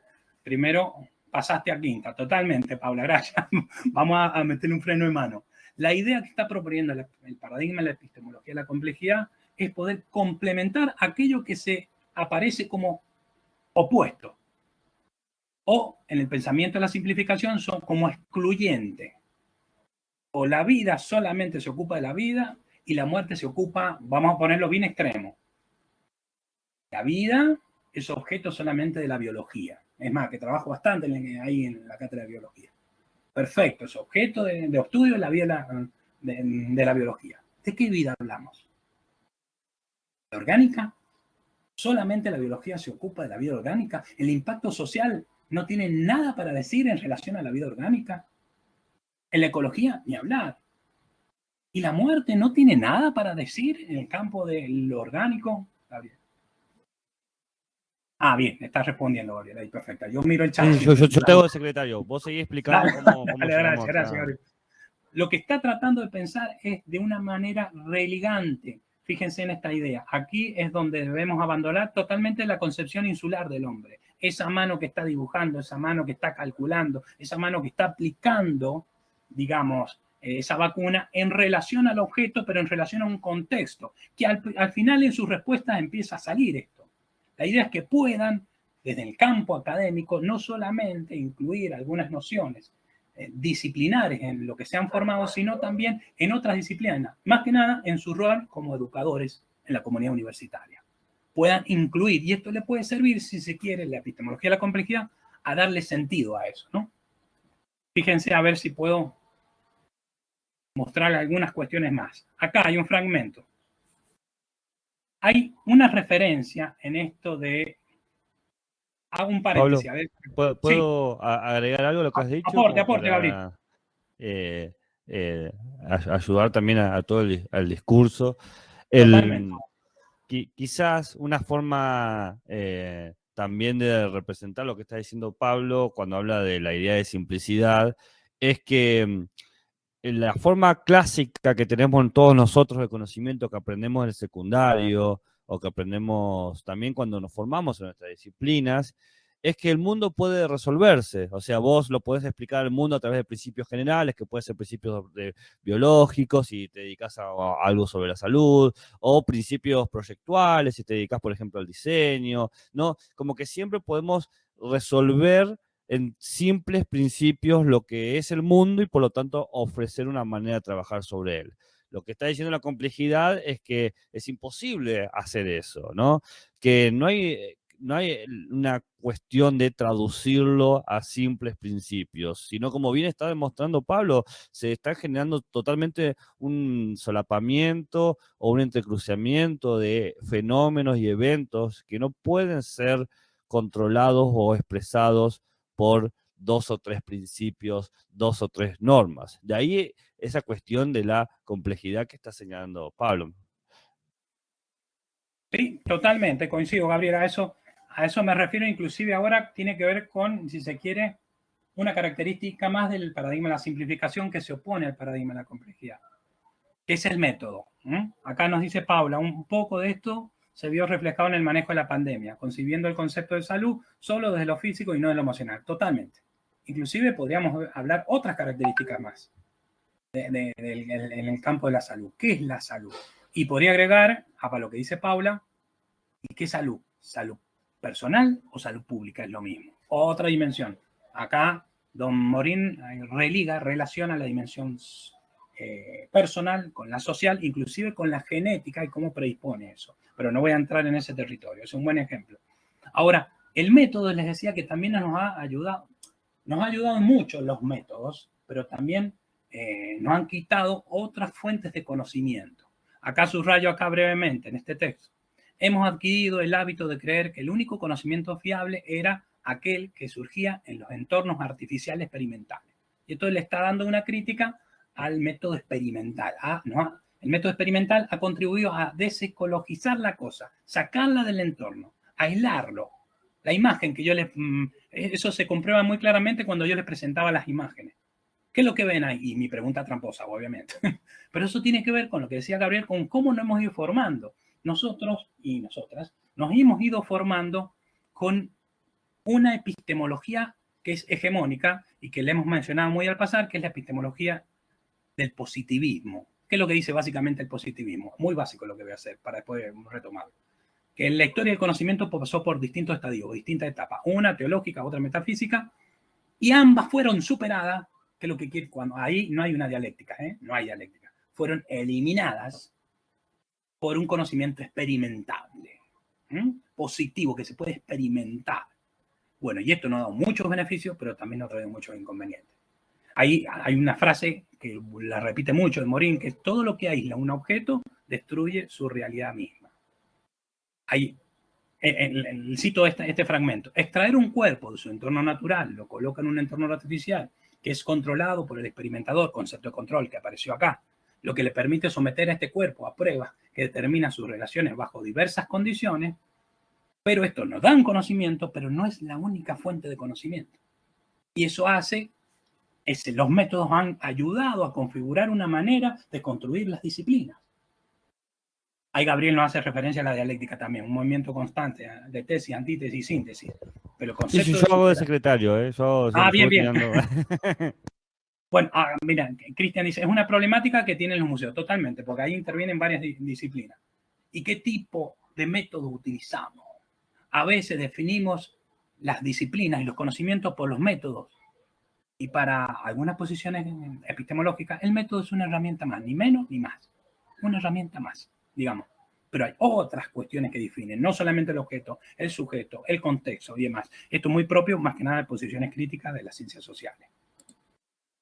Y acá relacionaba, recuerden esa imagen yo les mostré del árbol petrificado y a su vez cómo ampliamos y llegamos a tener una imagen planetaria. Dice, todo problema, todo objeto de estudio y fenómeno que estudiamos tiene una convergencia planetaria desde el paradigma de la epistemología de la complejidad. Los problemas fundamentales, dice, son planetarios. Debemos pensar en términos planetarios, no solamente piensen en su objeto de estudio y lo que trabajan, ¿no? Inclusive como educadores, con respecto a los males que nos amenazan, sino también con respecto a los tesoros ecológicos, biológicos, culturales que hay que salvaguardar. La selva amazónica es un tesoro biológico de la humanidad que hay que preservar, como en otro plano hay que preservar la diversidad animal, vegetal, como hay que preservar la diversidad cultural. Nos vemos llevados a replantar, y acá hay un dato clave, el problema del desarrollo. Y en el desarrollo entran todas las disciplinas que están presentes acá, todas y todas, digamos. ¿Ah? Acá dice Cristian, es la problemática que tienen los museos. Ah, no, bien. Planetario como dimensión de escala, totalmente. Cómo vamos ampliando y complejizando lo que observamos, que va más allá de nuestra disciplina y que la incluye. ¿Y por qué digo que el problema del desarrollo es un parte central en la epistemología de la complejidad? Porque el desarrollo no tiene que ver solamente con una manera sustentable, sino de cómo se organizan las sociedades en general. No solamente cómo se organizan las universidades, cómo se organiza el conocimiento, cómo se organiza la economía, la política, la educación, etc. Y encima, ahí vuelvo acá a replantear el problema del desarrollo, rechazando la noción tan grosera y tan bárbara que ha reinado largo tiempo, cuando se creía que la tasa de crecimiento industrial significaba el desarrollo económico, el desarrollo económico significaba el desarrollo humano, moral, mental, cultural, etc. Cuando en nuestras civilizaciones, y ahí hago un comillado, nuestra civilización, hay otras más que quedan marginadas, llamadas desarrolladas, existe un atroz subdesarrollo cultural, mental, moral, humano. Esto también es parte de la formación de todas las disciplinas, ¿no? Se ha querido prescribir este modelo a los países del tercer mundo.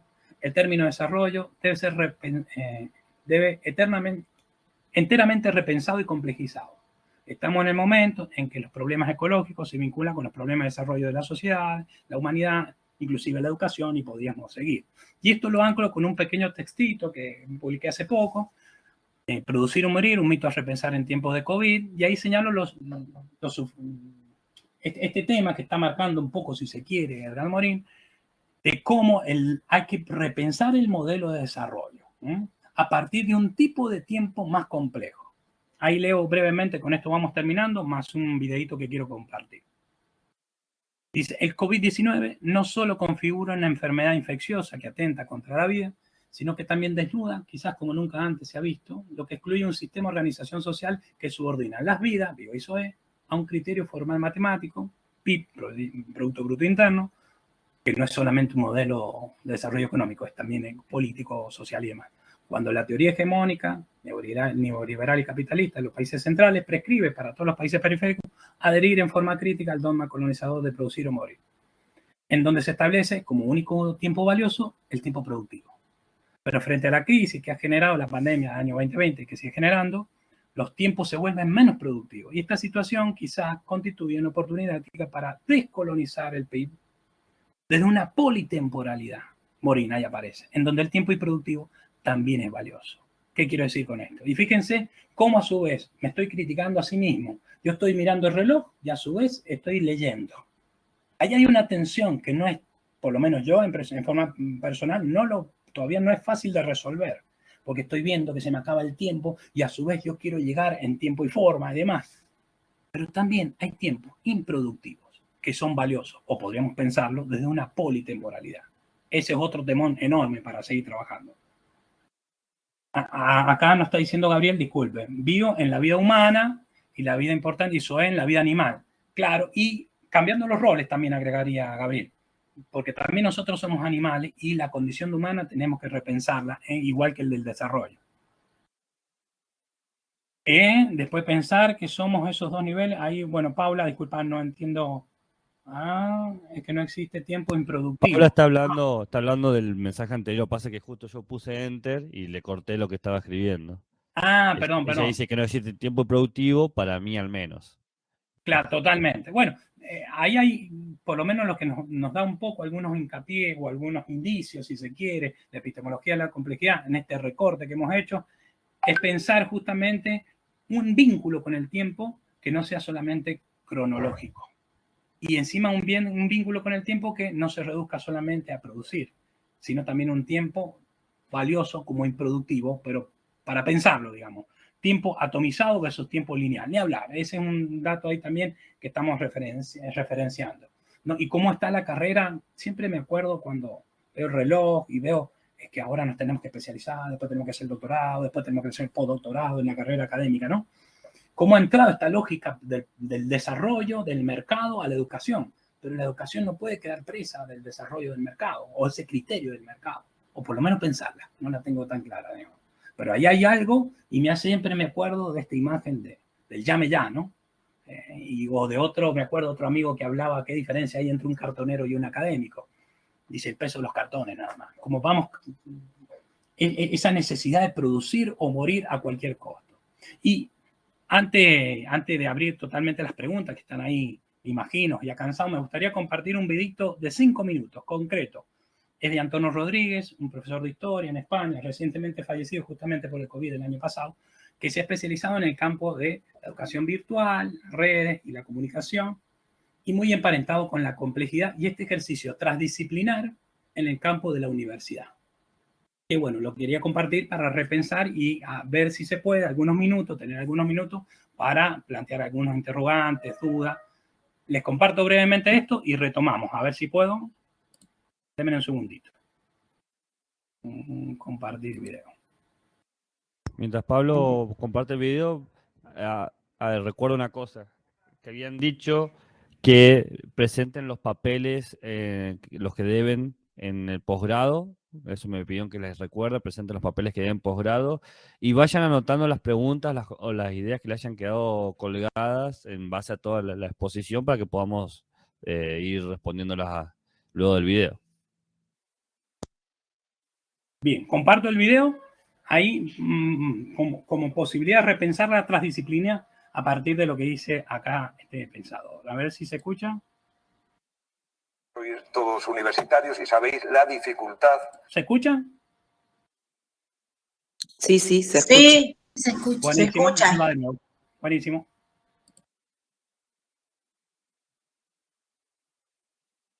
Todos universitarios y sabéis la dificultad que hay en que en esas estructuras tan rígidas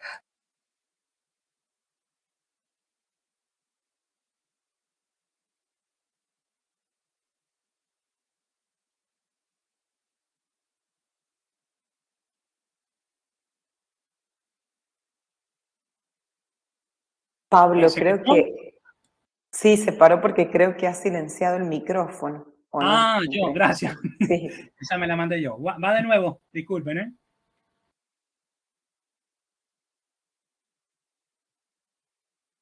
Todos universitarios y sabéis la dificultad que hay en que en esas estructuras tan rígidas de la universidad secular se introduzca esa voluntad de que un ingeniero, un humanista, un jurista, un sociólogo se encuentren, hablen y no se queden encerrados en sus áreas correspondientes. Ya lo sabemos lo difícil que es. Para ello basta con repasar cómo son los planes de estudio, aún ahora, después de Bolonia, cómo son los planes de estudio que son auténticas cajas negras, en las que te encierran en edificios sin ventanas. Cierto que la transdisciplinaridad, pues muchas veces, lo veis, nadie se atreve a decir así que no se practica. Hay una doble moral. Dicen, sí, muy interesante, pero llega la hora de verdad y dicen, yo me meto en mi área de conocimiento, que es la que me va a permitir seguir mi carrera. Pero cuando se quiere argumentar desde los críticos a la transdisciplinariedad, fijaos que generalmente lo que se dice es, hombre, lo especializado es lo profundo y lo general pues es lo superficial. Se asocia, por tanto, la especialización a profundidad y, por tanto, a sacar ahí cosas interesantes. Y aquellos que nos movemos en áreas difusas, eso es generalidad, es decir, eso es superficialidad. Una visión epistemológica equivocadísima que el cambio de la sociedad en que vivimos se está percibiendo por todos los lados. Y lo está percibiendo muy bien el mundo de la cultura. claro, esa necesidad que hay encuentra ese rechazo por lo siguiente, porque hay un problema epistemológico. Es que los que vienen a defendernos que las cosas hay que ser muy concretitas, muy cerraditas, muy especializadas, están confundiendo complicación con complejidad. Creen que el mundo en que vivimos, y cualquiera mundo, el pasado también, pero ahora de una forma apabullante, lo complicado, que el mundo es complicado. Ah, claro, si es complicado, lo desmonto, lo troceo, lo diseco, me quedo con un trocito, lo estudio, luego lo compongo con las otras piezas y sale adelante otra vez. Esa es la lógica que tiene el mundo universitario. Te metes en tu especie. ¿Se cortó? No, se está escuchando, quería chequear nomás. Ah, perfecto, perfecto. Ahí vuelve un poquito más. Te metes en tu especialidad, estudias lo concreto y luego vas con lo que has estudiado, con otro, y como si fueran piezas de puzzle se encaja. Y eso es mentira. Porque el mundo no es complicado. El mundo es complejo. Y si es complejo, cualquier cosa que miremos, un ser humano o la naturaleza, la complejidad es que no la puedes abarcar. En que te ahogas exactamente igual. Esa es la complejidad. Te ahogas exactamente igual en el océano que en un vaso de agua. Eso es la complejidad. Por tanto, es absurdo intentar vencerla reduciéndola, porque seguirá siendo idénticamente, seguirá siendo igual de compleja. Y eso no se dan cuenta, aunque los resultados así lo denuncian. Fijaos la acumulación de conocimiento de esa manera, especializado, que luego se convierte auténticamente en la maldición del aprendiz de brujo. Que por mucho que trocees, sigue siendo el mismo problema. Porque estamos convencidos que la complejidad, y por tanto el mundo de hoy, no se asalta sino con visiones transdisciplinares, es decir, con visiones que no ven el mundo troceable. Y eso es lo que nos hace dividirnos en el mundo universitario en dos grupos, que por eso tengo esas imágenes ahí detrás. Para terminar mi intervención diciendo lo que es el mundo universitario, que está dividido, y no lo digo de forma negativa, pero sino que es la realidad, está dividido en sedentarios y en caminantes. Así es. Es decir, y así se ha dividido el mundo. Aquellos que son sedentarios y que por tanto lo que hacen es quedarse reducidos a un lugar, pero no, el problema no es que se queden en la parcela.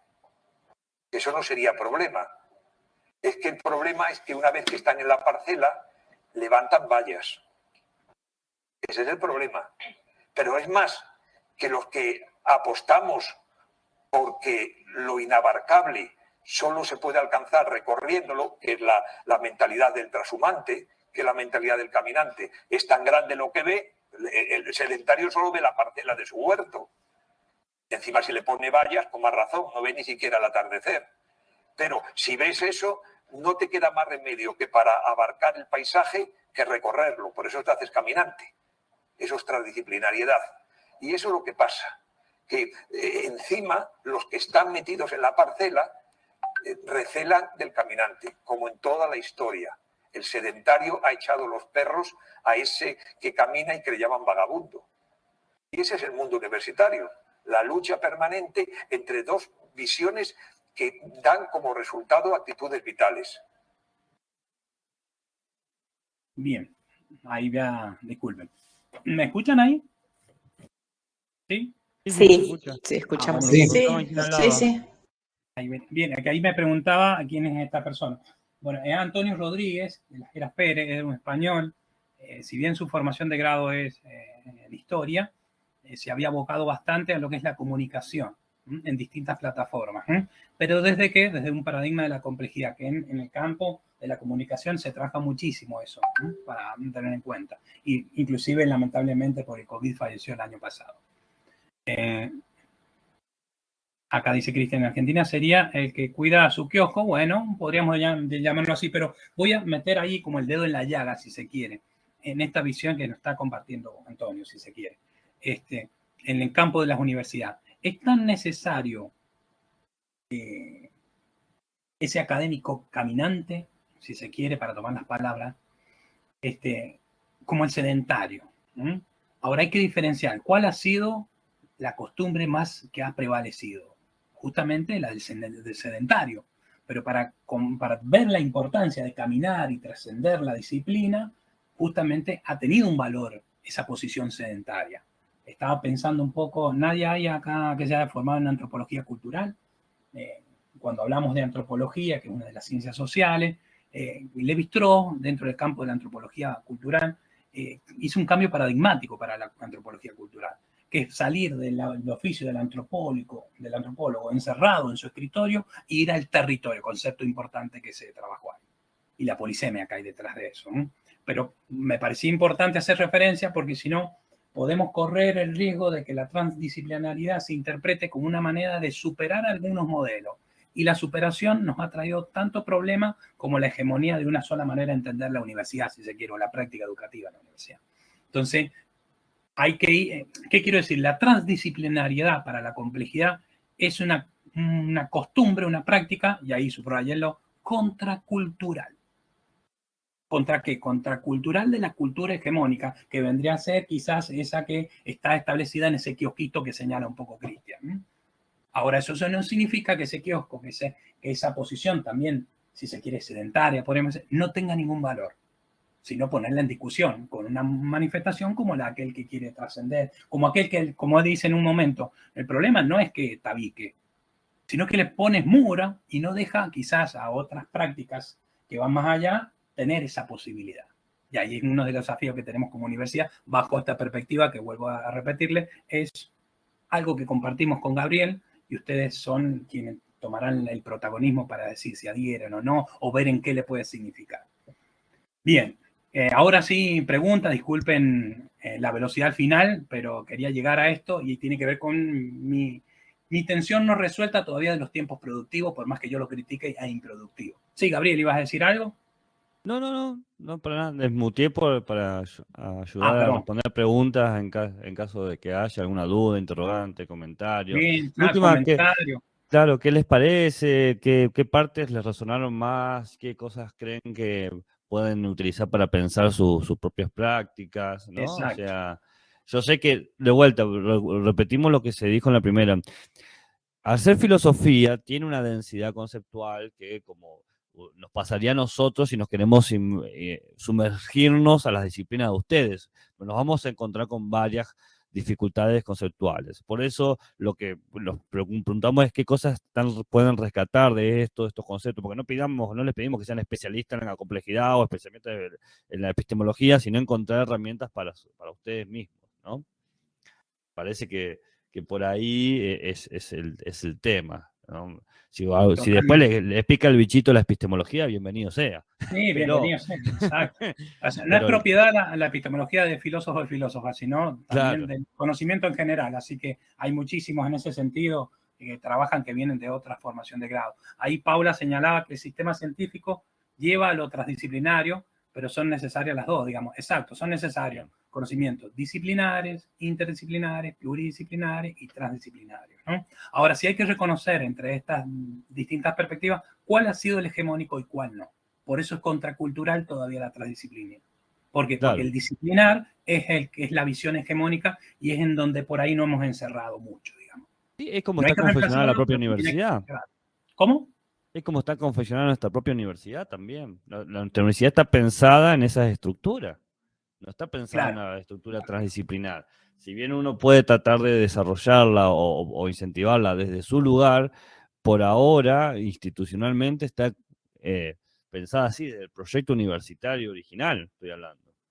Claro, y seguir creciendo. Acá dice Fabiana, Prigogine es el autor que trataba sobre la línea del tiempo. Trabaja más que nada en el campo de la química, la bioquímica, el concepto termodinámica, en el caso de Prigogine, es un concepto muy complejo, porque ahí se encierran estos cambios de temperatura, encierran muchos significados y tiene una potencia muy grande desde el campo del punto de vista de la complejidad. Inclusive hay una referencia al tiempo de Prigogine, no sé si a eso se está refiriendo, yo no he profundizado en los estudios de Prigogine, pero sí he conocido a Prigogine un poco a través de una representante que ha venido acá muchas veces a dar cursos, que ha estudiado con Prigogine, que se llama Violeta Guyot. y hace referencia justamente a que él ha obtenido varios premios que nunca podría llegar a ser objeto de nuevos premios si tendría que publicar la cantidad de papers que hay que publicar ahora. De nuevo aparece la dimensión del tiempo ahí en cuanto a las prácticas académicas y cómo nos configuramos como sujetos, ¿no?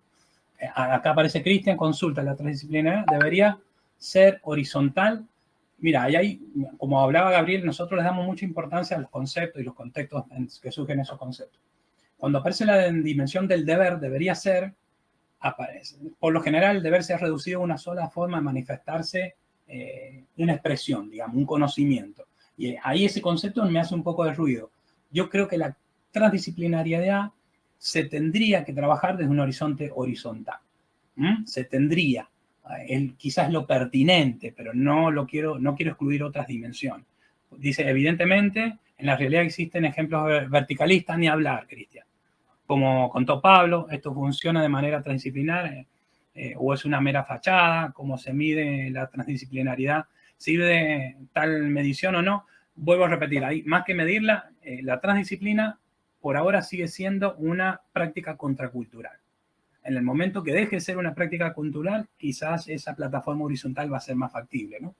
Natalia, tal cual, todo está armado en esta estructura. Y sí, Paula dice, por ejemplo, mis profes cuando estudié tenían una visión sedentaria. Bárbaro, es parte de una costumbre y una historia que no la podemos negar, digamos, es parte de nuestra historia. No solamente su profe, Paula. Y no digo todo, en el caso mío también he tenido profes sedentarios, pero he tenido algunos que han estimulado esa transdisciplina. Ivonne, Gabriela, ¿qué es lo que me dice Ivonne? Escuché de ella, Violeta, Gullo, seguro, sí. Gullo influyó mucho en la educación, totalmente, incluso suele venir a dar varios cursos acá. Cristian, pero la estructura puede ser horizontal y vertical, o ninguna de esas dos menciones me parece. Y yo no lo tengo claro, a mí me gusta mucho la propuesta de Paulo Freire, estamos hablando de propuesta educativa y que trascienden lo educativo, que trabaja en una pedagogía de la horizontalidad, de la pluralidad. Bueno, Paulo Freire sigue siendo uno de los mayores exponentes en el campo pedagógico latinoamericano, pero sigue siendo un argumento contracultural. Y capaz algo de eso tiene que ver. Paula me dice acá, pero ahora lo que estamos como profes vemos como transdisciplinario. Sí, es algo que está apareciendo muy frecuente, Paula. Catalina, lo comparto con la mirada holística que debemos tener del paciente y que tanto cuesta del sistema de salud. Ese es un temón, Catalina. Le comento porque he tenido la posibilidad de participar del comité de bioética en el Hospital Rawson durante muchos años y bueno, es un desafío importante, pero están habiendo algunos cambios tenues, pero están habiendo unos cambios.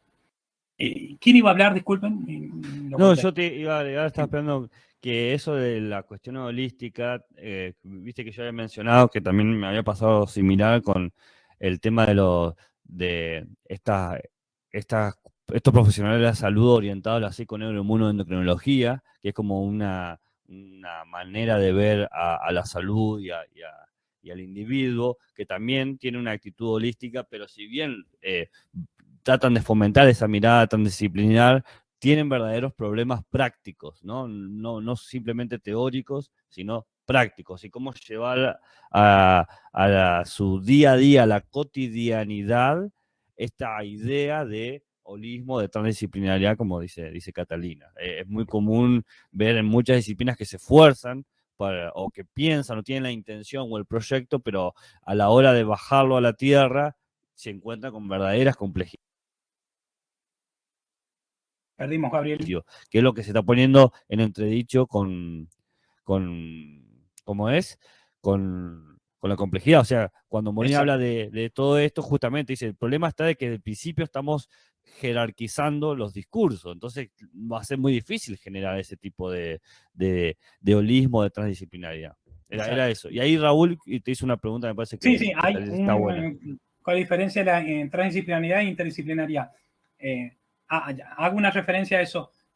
Primero, no hay un criterio para establecer lo que es la transdisciplinaridad, la interdisciplinariedad y la pluridisciplinariedad. O sea, hay distintos criterios para establecer.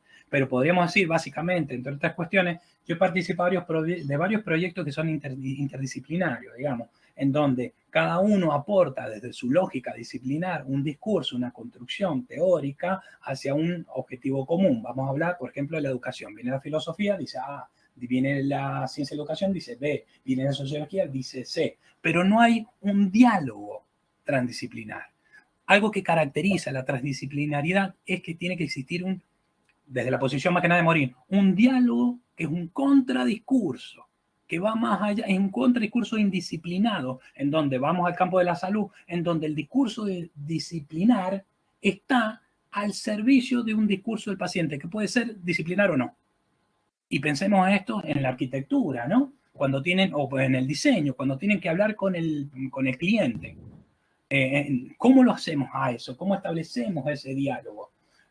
El único criterio válido para corregir va a ser el disciplinar. Bueno, ahí no estamos trabajando de una mirada transdisciplinar, más que nada para la posición de Morín. Seguimos. Pablo, ¿puedo Sí. agregar algo a lo que estás diciendo? Que Agrega. coincido totalmente. Y otra forma quizás para presentarlo, que a mí me sirvió como regla memotécnica para empezar a discutir el tema, que no es como para quedárselo con eso, es que lo interdisciplinar, mayormente cuando uno se encuentra con proyectos o con posturas o con lecturas interdisciplinares, siempre la pregunta y el objeto de estudio lo propone una disciplina. Entonces tenemos la medicina que dice necesitamos resolver la idea de salud. Entonces llamamos a las otras disciplinas para que nos den su parecer, o como la educación, como decía Pablo. Entonces viene filosofía y dice, bueno, salud es tal cosa. Pero al fin y al cabo, esa disciplina que propuso inicialmente el problema va a decir si los aportes de las otras disciplinas pasan o no pasan en su filtro. También yo he trabajado con arquitectos y diseñadores y al principio, los primeros meses que trabajé con ellos, me pasaba similar. Yo aportaba, pero ellos desde su lógica me decían, bueno, esto lo tomamos y esto no lo tomamos. Había como una cuestión de validar hasta cierta parte de mi discurso en lo interdisciplinar. En cambio, lo transdisciplinar, entre todas las disciplinas construimos el objeto de estudio y construimos el problema, ¿no? Es como una simple regla, así que sirve como para iniciar a problematizar. Luego genera finalmente lo que está diciendo Pablo de esta contracultura, porque va en contra de cómo nosotros nos hemos educado, de que mi problema disciplinar, mi objeto de estudio es el relevante y el de los otros, bueno, tomo lo que necesito y lo que no necesito lo dejo afuera, desmembrando totalmente y de alguna manera desvalorizando toda la tradición de esa otra disciplina. Claro, y ahí hay que tener mucho cuidado porque se generan en esos diálogos, o que se presentan como diálogos transdisciplinares, paternalismos disciplinares, que eso tiene que ver con las jerarquías que hace mención un poco Gabriel y que ha salido en esta discusión. Que yo critique las jerarquías en relación al diálogo disciplinar y transdisciplinar no quiere decir que las jerarquías no sean necesarias. No, yo no estoy diciendo eso. Vuelvo a Morín. Hay que distinguir sin aislar. Es necesario. Gracias, Raúl. Gracias por tus palabras. Hay que hacer ese ejercicio, pero no es fácil ese ejercicio, digamos. Hay que irlo educando, por eso sigue siendo todavía contracultural, y hay que problematizar, digamos, esa jerarquía. Y no es fácil porque caemos en paternalismo disciplinares. Uno muy clásico es el paternalismo discursivo del discurso técnico. Dice, bueno, en definitiva, quien determina esto es el discurso técnico, así que dejamos de lado tu argumento. Bueno, y eso tiene que ver quizás con una falacia que podemos entrar en el terreno de las falacias abdomen y hacer algunas desacreditaciones ahí. Acá dice, Paula, pues se han enchufado. Es que para dialogar hay que estar dispuesto a escuchar, claro, no solamente escuchar, sino a ceder. Esto es difícil, a cambiar mi concepción de la problemática y eso no siempre se logra. Además, un problema generacional, ni hablar, y de género, otro más, que da otro campo Ivonne ahí. Claro, dice Gabriela y Natalia. Y lo pluridisciplinar, ya hago un asterisco sobre eso y demás. ¿Qué quiero decir con esto de este ejercicio de dialogar y evitar los paternalismos disciplinarios? Sí. ¿Ana? ¿Quieres decir algo? No, yo iba a decir algo, pero se me apagó la computadora, por eso volví a ingresar. Perdón. Tuve un problema, se me apaga sola la compu.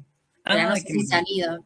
Es que yo lo que quería decir, agregar, no es solamente de diferentes disciplinas, sino, por ejemplo, en la Facultad de Arquitectura, las mismas materias, que son diferentes, por ejemplo, estructura, instalaciones, no tienen unión y terminan como disgregando a la carrera misma.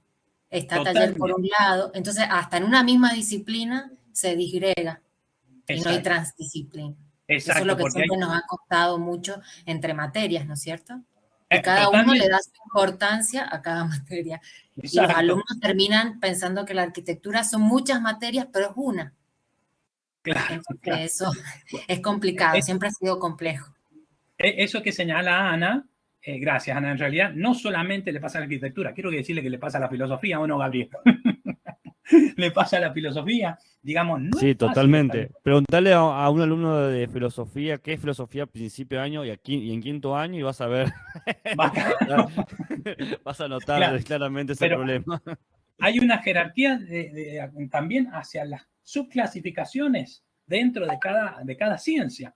Bueno, es el que es necesaria, pero ¿cómo poner en una plataforma horizontal para no prevalecer una por sobre otra? Este es un desafío. ¿Y qué quiero decir con los paternalismos disciplinares? El más evidente es el discurso técnico.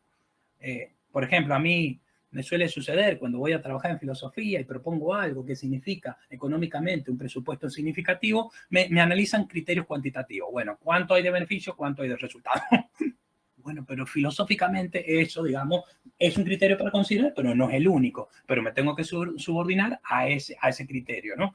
Y ahí Pablo. hay una discusión para dar. Sí. Terminé la idea, perdón. ¿Y hay una No. Era más que nada eso, decir que hay todavía un desafío muchísimo por dar en el campo de los diálogos transdisciplinares.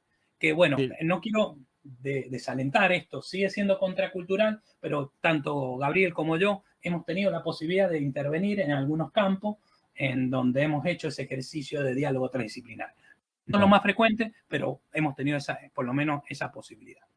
Sí, no, lo que quería decir es que son las 8:05. Sí, nosotros, perfecto. O sea, que queremos respetar el horario. O sea, obviamente no tenemos problema de seguir hablando nosotros, pero para los que se quieren retirar, porque es viernes, estamos fin de año, o sea, claramente tienen... pueden retirarse sin ningún problema, no hay ningún drama, pero quería avisar eso, ¿no? O sea, yo no tengo problema que me lo tomas charlando, a Pablo y a mí nos súper interesa el tema, pero avisar eso porque sabemos que hay compromisos y una vida después de la epistemología, aunque no parezca. Exacto. Sí, no, totalmente, eso a veces, bueno, esa es la tensión de los tiempos institucionales y lo que excede, pero comparto todo lo que ha dicho acá Gabriel. Ahí también nos propone Raúl en algún momento que esto de un cerebro transdisciplinar y no uno parcializado, es interesante eso. Bueno, si quieren, para los que se tengan que retirar, hay grandes innovaciones también, nos dice Antonio, disruptivas, lo que son porque provienen o son parte de los campos de conocimientos ajenos a la disciplina de origen, ese concepto ajeno, y enajenación es fuerte también como el de alienación. Bueno, para mí ha sido algo muy interesante esta experiencia de hoy. Me hubiera gustado muchísimo haberlo hecho presencial, porque bueno. Sí. Pero si ahí ya vuelvo a repetir las palabras de Gabriel, si se tienen que retirar, hay una vida más allá de esta clase.